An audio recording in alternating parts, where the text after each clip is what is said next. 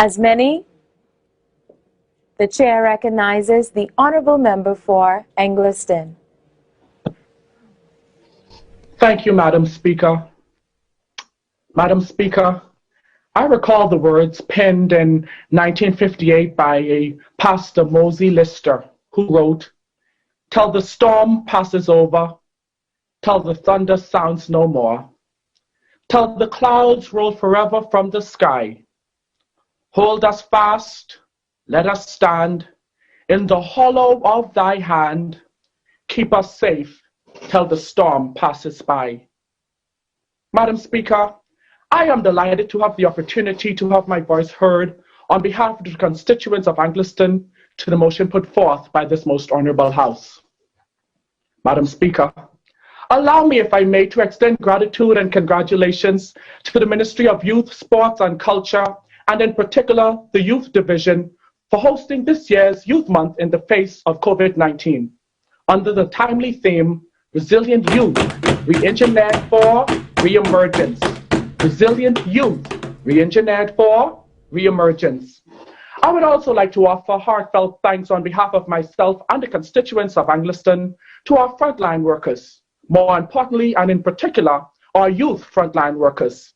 It is my belief that without the hard work and dedicated support of our medical professionals, police officers, store attendants, teachers, news reporters, and many others too numerous to mention, we would still be lost and unable to find our bearing in the midst of this global pandemic.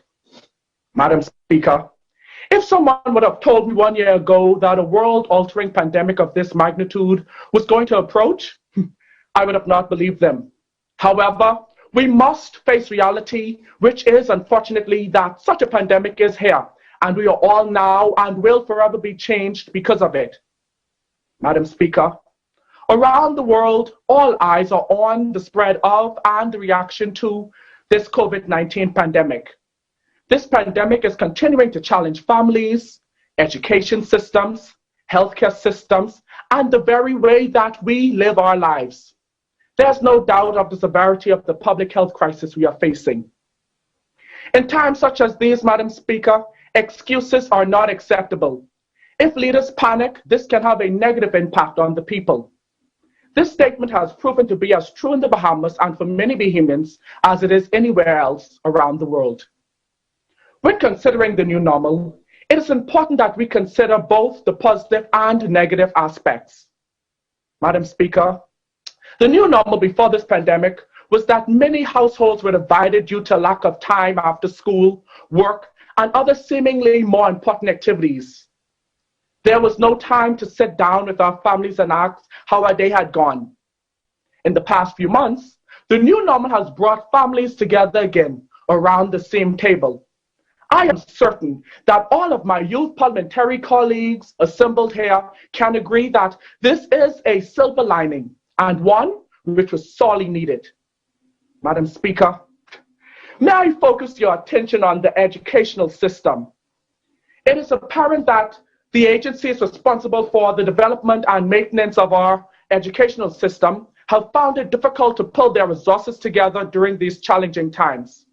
This has had a direct and significant impact on the lives and the futures of our student population, and therefore the future of our whole economy and society, because we all can agree that the youth are our future. However, it is important to mention that because of this pandemic, we have been given a golden opportunity to examine and reassess every aspect of the way we teach and learn in our schools. This was seriously needed.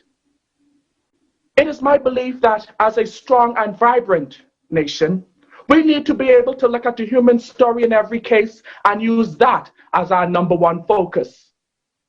Madam Speaker, I would like to end with a moving poem penned by one of my constituents, Miss Vanita Sanders Green. Normalcy was all we had and life was good. We worked hard to maintain it as best we could. A pandemic arose and brought the world to its knees. And now a new normal is what we are faced with. Everyone is so displeased. Life is so hard for the rich and the poor. No one is exempt. We all have to endure. This world is now at a standstill, moving at a slow pace. No jobs and hardly any food, just sickness for the human race. The new normal is reaping havoc, and we are all living in despair. We fear that this world where we reside will soon disappear. But we all must put our trust in God who created this universe, for he will transform it back to a normal and a peaceful reverse. Madam Speaker, in this pandemic, we must stop pointing fingers. This is not an I situation. This is not a you situation. This is a we situation. We must come together and stand strong because our national anthem charges us to march on to a common goal. Our national motto admonishes us to move forward, upward, onward together, for we are one people, united in love and service. I rest, Madam Speaker.